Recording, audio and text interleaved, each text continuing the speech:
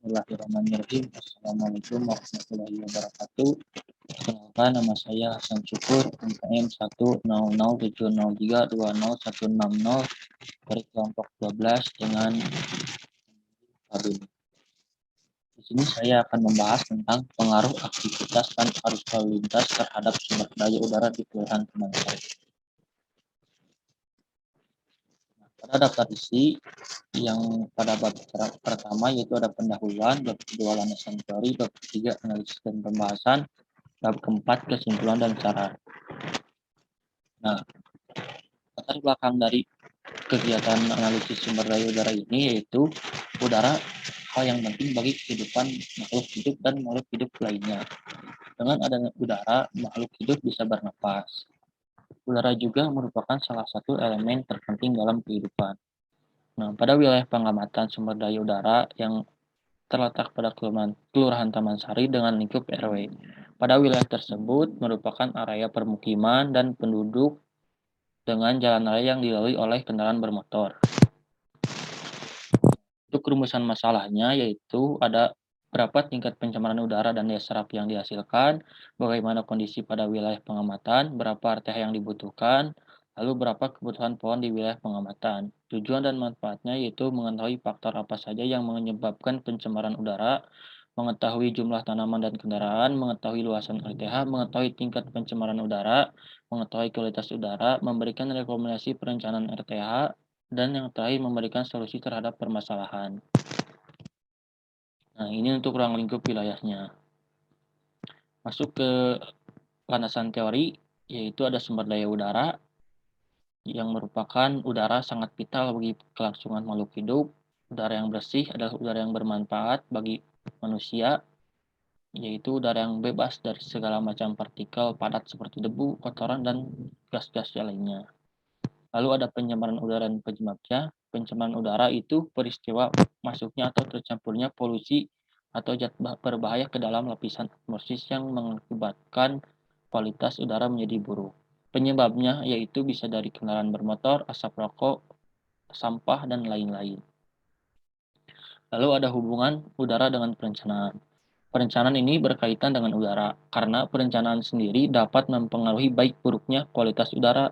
Dengan perencanaan yang baik dan perhatian terhadap ekologi memiliki pengaruh yang baik pada kualitas udara dan dapat meminimalkan polusi udara. Nah, masuk ke analisis dan pembahasan. Di sini ada traffic counting, daya serap existing, kebutuhan pohon pada wilayah pengamatan, lalu luas RT yang dibutuhkan berdasarkan keluaran CO2. Nah, dalam analisis variabel pengamatan terdapat 105 rumah yang diasumsikan satu rumah memiliki 2 motor. Jadi penghuni memiliki 210 motor pada wilayah pengamatan dan di luar itu memiliki 27 motor, total 186 motor. Untuk mobil bensin totalnya 16 dan solar 1, total 17 kendaraan parkir mobil. Untuk hasil traffic counting dilakukan dengan 3 segmen. Satu segmen itu 10 menit. Dengan total 3 segmen yaitu 569 motor yang melintas. Mobil pun sama dengan motor memiliki 3 segmen yang berjumlah 184 dari total 3 segmen untuk mobil bensin yang melintas. Lalu ada mobil Soro yang melintas dengan jumlah total 3 segmen yaitu 16 kendaraan solar. Nah, untuk LPG, pemakaian gas LPG ini diasumsikan dalam satu rumah itu memakai 2 kali dalam 1 bulan. Jadi total 210 tabung LPG yang dipakai dalam 1 bulan. Nah, untuk rumah bangunan terdapat 105 rumah, diasumsikan satu rumah terdapat 4 orang, jadi total 420 orang. Nah, untuk penghitungan luas RT yang dibutuhkan adalah sebagai berikut. Nah, jadi kebutuhan RTH dengan kegiatan yang ada di lapangan itu sebesar 3,3 hektar. Namun, luas RT ini belum mencukupi untuk daya serap RTH pada wilayah pengamatan. Nah, untuk jumlah CO2 yang diserap dan O2 yang dihasilkan oleh pohon berdasar ukurannya itu sebagai berikut. Daya serap CO2 hasilnya itu 3,82 ppm. Sedangkan daya serap O2 menghasilkan 14,1 ppm dari wilayah pengamatan. Nah, untuk jumlah pohon yang dibutuhkan menggunakan rumus jumlah penduduk kali standar O2 dibagi luas wilayah dikali 1. Nah, untuk pohon besar itu membutuhkan 63 pohon, pohon sedang 38 pohon, dan pohon kecil 13 pohon. Nah, pada interpretasi hasil dari wilayah pengamatan, yakni di Kelurahan Taman Sari memiliki jumlah penduduk kurang lebih 420 jiwa. Nah, mayoritas aktivitas pada masyarakat pada wilayah pengamatan kebanyakan berjualan pada intinya itu menggunakan gas LPG. Nah, hasil dari traffic counting yang dilakukan 10 menit untuk jumlah kendaraan bermotor yang melintas yaitu 569, untuk mobil bensin 184, dan mobil solar 16. Hal ini menunjukkan bahwa kawasan ini banyak dilalui oleh kendaraan bermotor yang mana menjadi penyebab utama polusi udara.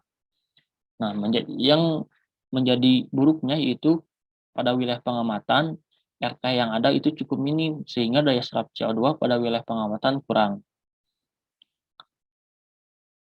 Nah, keterkaitan antara tanaman di dalam RTH dengan pencemaran yang dihasilkan oleh kendaraan bermotor yaitu tanaman dapat menyerap karbon dioksida yang dikeluarkan dari kendaraan bermotor sekaligus menyerap air.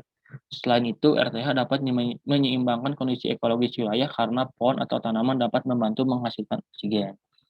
Nah, fungsi tanaman dalam meredam pencemaran yakni fungsi pohon dapat menyerap polusi melalui stomata atau pori-pori yang menyaring zat berbahaya dari udara. Selain itu, pohon juga menyerap panas dan mengurangi gas rumah kaca di atmosfer.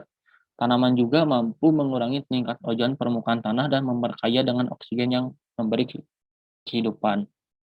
Nah, ini ada beberapa contoh tanaman yang memiliki daya serap karbon dioksida yang tinggi, yaitu ada pohon trembesi, pohon kasia, pohon kenanga, pingku, dan beringin.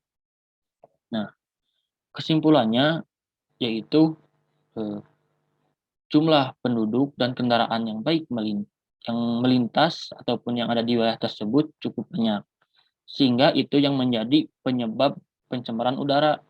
Nah, namun itu tidak dibarengi dengan RTH yang cukup karena pada wilayah pengamatan minimnya RTH itu menyebabkan daya serap kurang dan polusi udara itu terjadi. Selain itu, eh, berbagai faktor yang dihasilkan oleh masyarakat itu menyebabkan pencemaran udara, yaitu pemakaian gas LPG, pemakaian kendaraan bermotor, dan kegiatan lainnya. Nah, untuk mengatasi itu, perlu direncanakan RTH yang baik guna suatu wilayah dapat berkelanjutan. Nah, pada wilayah pengamatan juga ada beberapa pohon yang dapat menyerap CO2 seperti pohon jati, beringin, dan pohon lainnya. Nah, saran dari peneliti atau praktikan pada wilayah pengamatan yaitu mengacu pada Undang-Undang Nomor 26 Tahun 2007, yang mana keberadaan ruang terbuka hijau yaitu minimal 30% dengan keseluruhan luasan 20% ruang terbuka hijau publik dan 10% ruang hijau privat. Nah, dari hasil analisis ini, dengan metode pendekatan untuk arahan guna kawasan, bahwa proporsi ruang terbuka hijau secara signifikan dapat dilakukan dalam wilayah pengamatan melalui optimalisasi penataan jalur hijau koridor komersil. Selain itu, pada wilayah pengamatan juga berpotensi untuk dilakukan dalam blok-blok permukiman dengan berbentuk taman lingkungan, taman pocket, pekarangan bangunan hunian, maupun jalur jalan lingkungan melalui strategi penataan pembangunan kembali yaitu urban redevelopment.